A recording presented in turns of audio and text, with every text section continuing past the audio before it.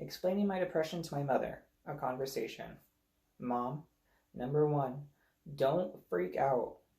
Number 2, we both know this has been coming for a long time. I've just been too afraid for too long. Number 3, I've been staying awake at night wondering if I should tell you. I always imagined this would happen without warning, like suddenly on an ocean cliffside, but this is the kind of thing where waiting for the time to be right would just mean waiting forever. Mom, this week I sat in an AutoZone parking lot and cried for 10 minutes because I couldn't change a headlight, which sounds like a lead up to a terrible stand-up routine, right? Like one where the joke is always on me, like, haha, I ate half a bag of pretzel M&Ms at 11:30 in the morning in bed, or I watched the pilot of Gossip Girl 10 times in the past 2 weeks because I keep falling asleep halfway through because it being sad is a joke sometimes. My headlight went out, and my first thought was, seems right.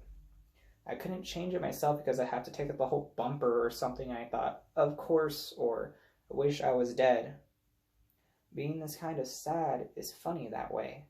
No inconvenience is a minor inconvenience. It's all at the end of the world, or it might as well be. My brain is dramatic like that.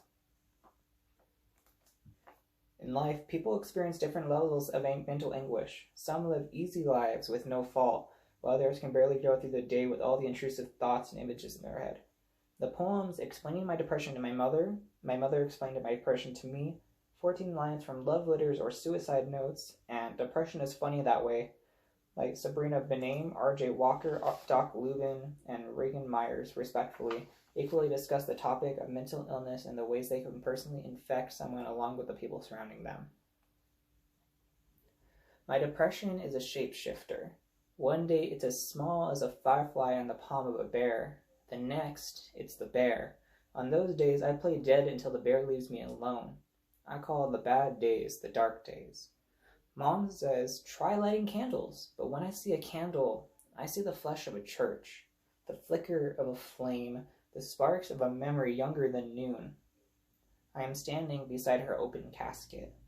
It is the moment I learn every person I ever come to know will someday die. Besides, Mom, I'm not afraid of the dark. Perhaps that's part of the problem. Mom says, I thought the problem was that you can't get out of bed.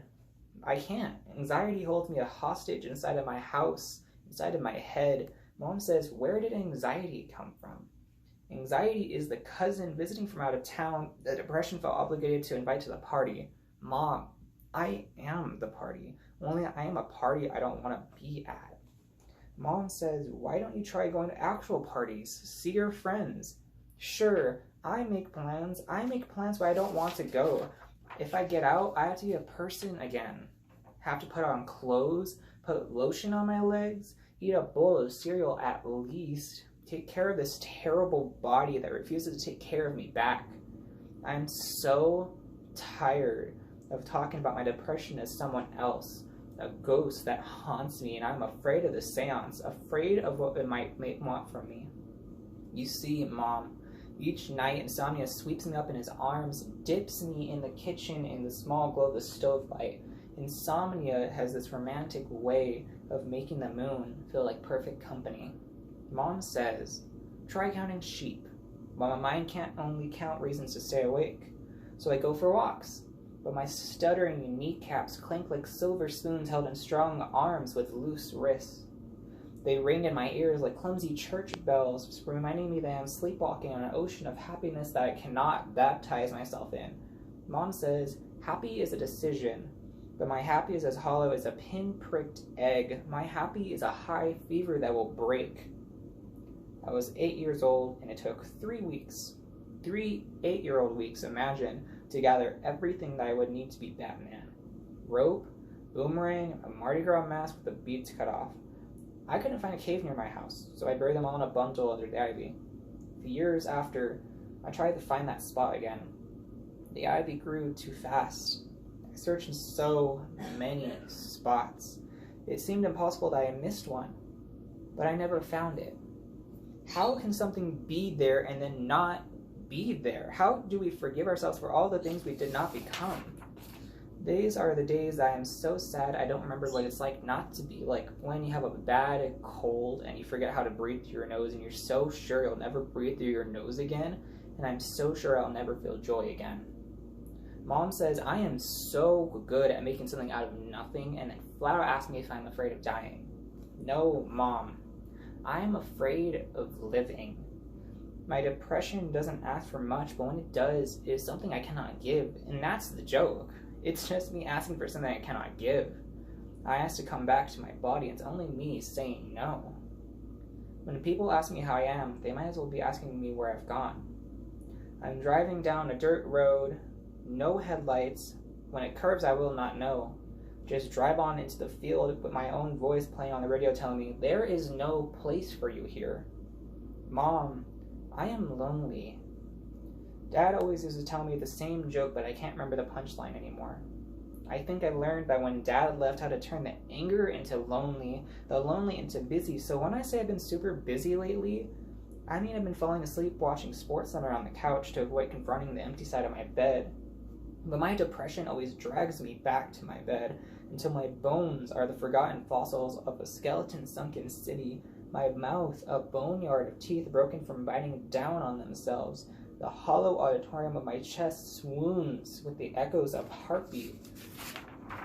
But I am just a careless tourist here. I will never truly know everywhere I have been. I never had the courage to buy bright green sheets. I wanted them, but thought they were too brash, even with no one but me to see them. I bought a set yesterday and put them on the bed. I knew that she would like them. Mom still doesn't understand. Mom, can't you see that neither can I? And she says, you don't have depression. You just don't have enough faith.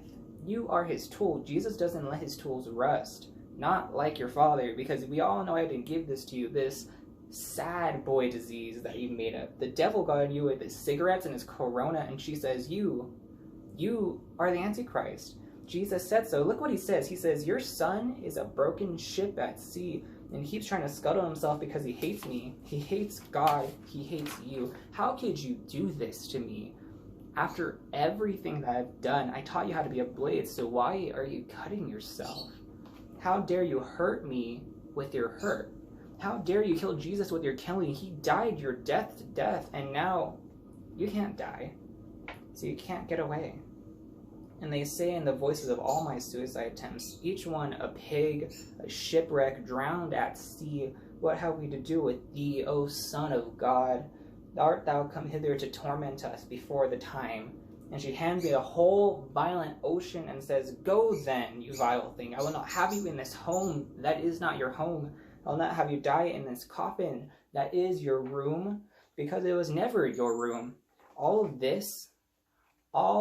of this was mine. It was mine, and I gave it to you, wretched beast. I cannot bear the sight of you, my son who has eaten my son and wears his bones. I take back your motherhood and give you stones. Now go forth into the swines and drown. Go. She waits for me to respond, but I have too much to say. Yet I manage to say it all in a single word. Goodbye.